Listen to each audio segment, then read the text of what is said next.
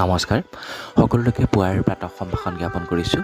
সকলোৰে দিনটো মনে বিচৰা ধৰণৰে পাৰ হওক, সুখৰ হওক, মধুময় হওক, ইয়াকে কামনা কৰি আৰম্ভ কৰিছোঁ আজিৰ দিনটোৰ তাৎপৰ্য। আজি ডিচেম্বৰ মাহৰ 28 তাৰিখ, বৃহস্পতিবাৰ, 2023 বৰ্ষ আৰু অসমীয়া লেখেৰে পুহ মাহৰ 11 তাৰিখ 1945 হওক। আজিৰ দিনটোৰ বিশেষ তাৎপৰ্য এই যে 1885 চনত ভাৰতীয় জাতীয় কংগ্ৰেছৰ জন্ম হৈছিল আজিৰ দিনটোতেই। ইয়াৰ প্ৰতিষ্ঠাতা আছিল এলেন অক্টেভিয়ান হিউম আৰু প্ৰথম সভাপতি আছিল উমেশ চন্দ্ৰ বেনাৰ্জী।